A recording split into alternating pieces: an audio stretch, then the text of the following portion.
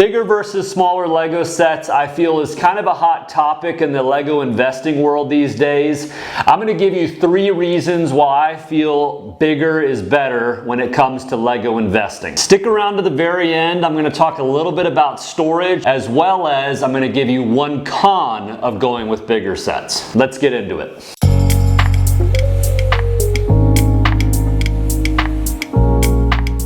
The first thing I want to say is you can make money from small sets, you can make money from big sets. There's a lot of good money to be made in the Lego investing world. The main thing that you want to remember is buy popular sets. Buy sets that people are actually going to buy later on down the road. So let's set the stage. I typically consider small sets to be between $1 and $50. Medium sets would be like a $50 to $100, and then large sets, bigger sets would be $100 plus. None of these reasons I'm about to give you are a guarantee of success, but let's go ahead and I'll give you the first reason why I think bigger Lego sets are better than smaller. Reason number 1 that I go for larger sets are a lot of them tend to be exclusive or collector's editions. So if you think about it, the Ultimate Collector series with Star Wars, people are going to pay big bucks when these retire for the Ultimate Collector series on Star Wars. Modular buildings, they're typically one-offs. They're larger purchases, but they're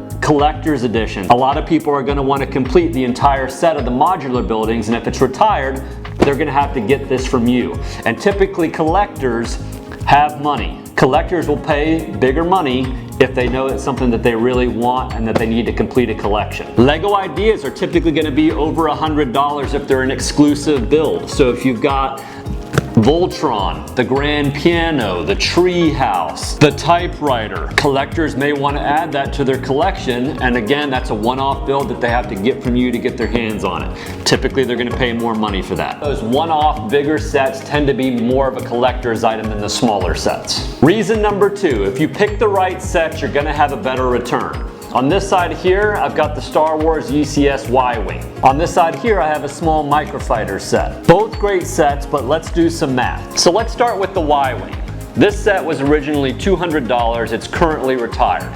This set goes on eBay right now for right around $400 to $450, in some cases more. With the starting price of $200, if you purchase it at retail price, after shipping costs and whatnot, you're probably going to profit about $200 on this set. So just about doubling your money on the purchase. All you had to do was sell 1 set, put it in a box, ship it off, doubled your money. Let's talk about this Microfighter set. So this is not retired. It runs for about $20. You can get this right now. But let's say it did retire, and let's say this actually tripled in value instead of doubled like our Y-Wing. So now you're able to sell this for $60 a piece. Even if you were able to sell this for triple what you bought it for, you're still going to have to sell 5 to 6 of these in order to get the same profit that you got out of the Y-Wing. If this only doubles in price, then you've got to sell 10 to 12 of this set to get the same profit that you got out of the Y-Wing. I don't know about you, but I would rather just sell 1 set versus have to try to sell 10 to 12 of these if they only double in value. Reason number 3, time is money. You have to put a value on your time.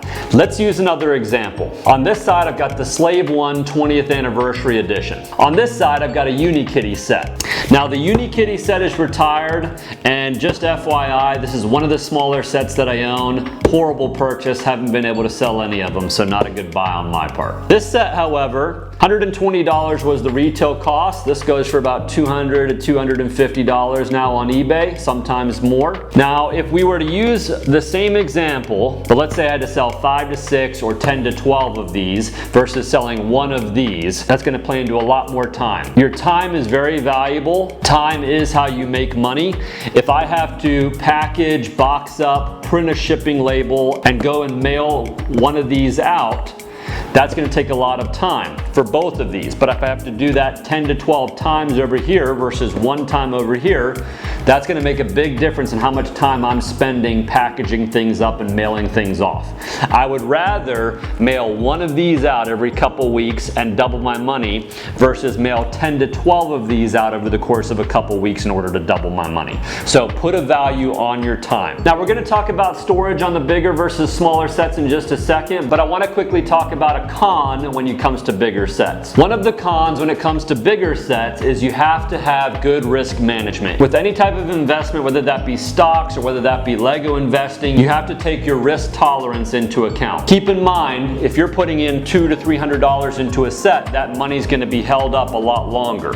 If you have a problem, let's say you've got your larger Lego set stored somewhere and you have some water damage or something occurs, every one of those sets that gets damaged is going to have a pretty significant value loss when that set gets damaged. Now, if a couple smaller sets get damaged or lost or something occurs, some type of accident, you're not going to have as big a loss when it comes to just a couple smaller sets versus some bigger sets where they're high dollar items and you had some type of accident occur. So you have to take into account your risk tolerance. You also have to understand that some sets that you maybe took a gamble on may not sell or may not go up in value as much as you want. It can also be risky in the fact that you're putting a lot of money into one set and Lego could potentially re-release that set. So if you look at the Lego Ideas Ship in a Bottle, they recently re-released that. If you look at the NASA Apollo Saturn V, they also re-released that. So now it's making it harder to get your money back out of it and actually make a profit because they've got the sets back on the shelves again. Figure out what your risk tolerance is, what you can manage,